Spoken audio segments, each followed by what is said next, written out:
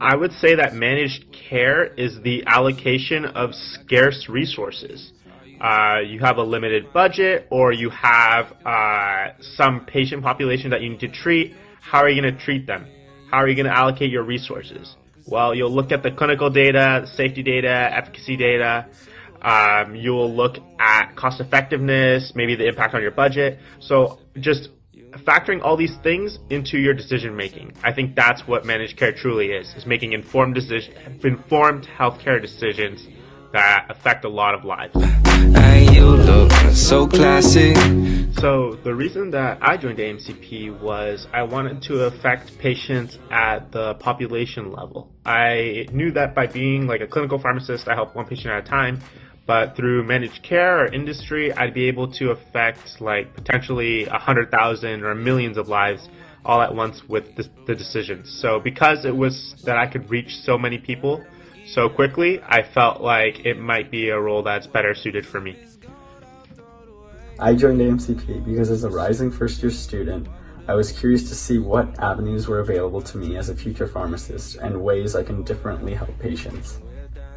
The reason why I joined AMCP was for the exposure into managed care pharmacy. As someone who has a very big interest in how cash flow in the healthcare system works, AMCP has provided me with many opportunities to explore that area through many different insurance health plan sites visit, as well as many roundtable events. So then I joined AMCP because I have a vast array of potential pharmacy fields that I want to go down to and haven't solidified one specific path. But I do know that I am very interested in the world of industry and what I could do within the pharmaceutical realm. And that's why I decided to join AMCP, to be able to get that level of exposure that I wouldn't have during my didactic curriculum. And even more so, I was able to join with an AMCP mentorship program, and I got connected with a pharmacist on the East Coast who I'm helping out with a project. So it's just like giving me even more ability to understand what managed care is and industry more than in any other kind of organization that I could join. That's great. Thank you very much, Manny.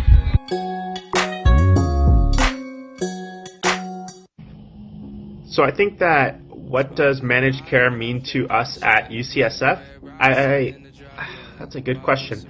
I feel like it means getting the right drug at the right dose to the right patient at the right time for the right cost.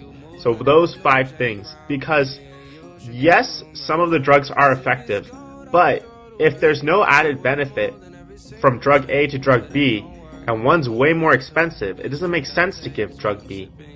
But at the same time, there's a lot going into those. So we have to be cognizant of that. And I think that at UCSF, we really put a lot of emphasis into making sure that the way we do that is rigorous through exercises like the P&T competition. Here at UCSF, managed care really does mean making healthcare more efficient and affordable. At the bottom of every choice with managed care, you really want to make sure that the right medication is going to the right patient at the right price. And you want to make sure that that is on a systemic level. So it is, not the patient with the most money is getting the best medication, not at all. The patient who is intended for this medication, who has the appropriate indications, is really getting this medication accessibly.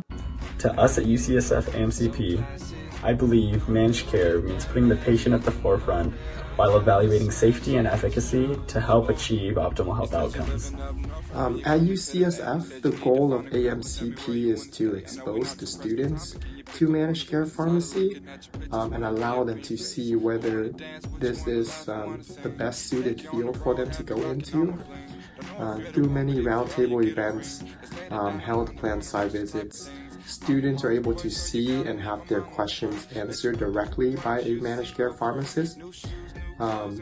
In addition to that, at UCSF, AMCP mentorship program offers students the long-term guidance with a managed care pharmacist to help to help guide them as they're pursuing a career in managed care pharmacy.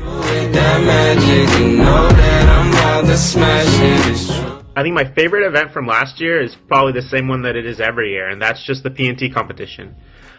Like watching a student who's fresh, who's never been involved in any activities, which is the case for almost every single student, for me as well, go into the competition and learn so much about these facets of pharmacy that we don't learn about in pharmacy school, like budget impact models, making an economic model, weighing all the evidence to make your formulary decision. It's amazing watching how much these people can learn and how enthusiastic they get.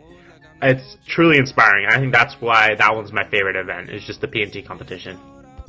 My favorite event from last year would have to be AMCP Annual, because in addition to being my first networking event, I was able to connect with students from other chapters, meet new pharmacists out in the field, and learn from the seminars that taught me more about what managed care topics had. My favorite event that AMCP held this past year was the San Francisco Health Plan site visit. It holds a special place in my heart.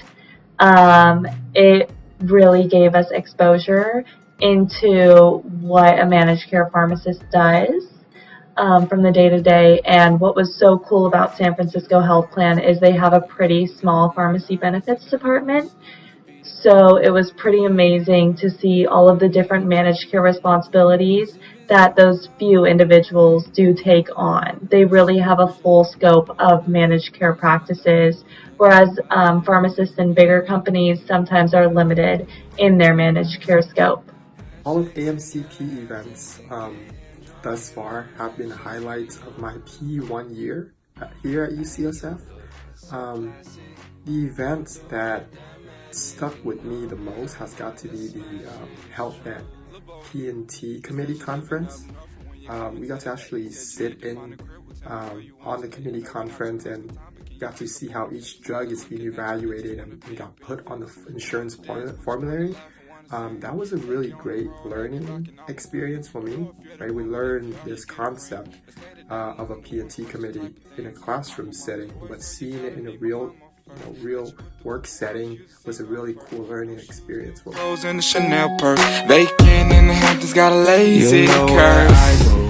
So I did the P&T competition as a P1. Typically on the 4-year program, students only did it P1 year and P3 year. So I didn't do a P2 year. In terms of how it was as a P1, it was amazing. So one person on my team, we had a 4-person team, one person on my team did clinical, one person did safety. I did the economic section, and then I also dabbled a little bit in safety.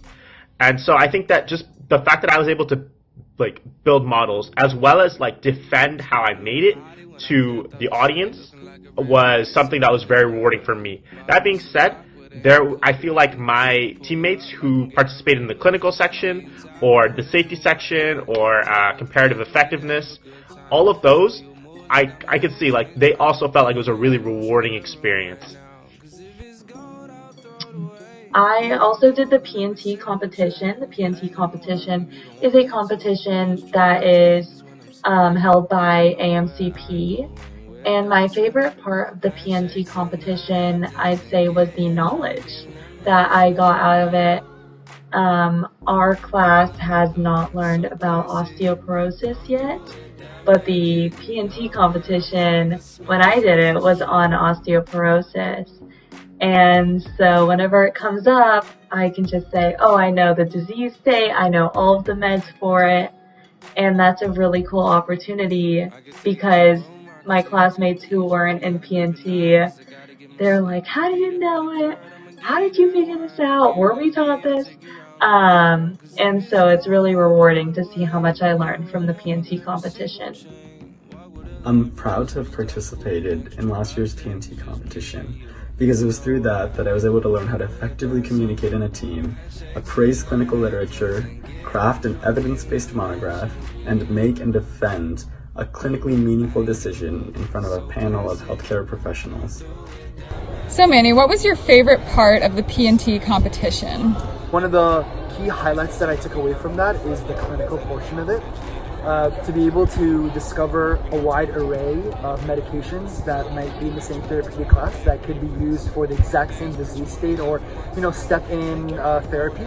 But I think one of the most important things that I wanted to pick out from that was, how do you decide, how do you deduce down why a specific drug from, if you're comparing it with other drugs within the same therapeutic class, why is that one important, whether it be economically or clinically for a specific patient? So that was pretty much why I wanted to understand, was why one medication would be so much better than another medication, whether it be statistically, clinically, economically. That's great. It sounds like you learned a lot from the P&T competition. Doing that magic, you know that I'm about to smash it, it's true. I joined Amcp because as a rising first-year student, I was curious to see what avenues were available to me as a future pharmacist and ways I can differently help patients. Why should a P1 join AMCP? I think that it's just the principles that are taught at AMCP and in managed care are very applicable. And so we see that in the community setting. When you're dealing with prior auths or anything regarding a third-party rejection, we see that in the hospital setting. There's going to be P&T teams that are formed, and you're going to want to know, okay, how do I weigh decisions like those? How can I contribute most of these conversations, which will affect almost all, it eventually will affect a large amount of patients in your hospital or in your practice setting. So even if you don't go into industry or managed care, it's still important to know these concepts so that you can apply them. These concepts of budget impact, these concepts of clinical efficacy, comparing two drugs in a rigorous manner is important no matter where you work. I love AMCP because not only do you get an amazing network, but you get to be in the P&T competition.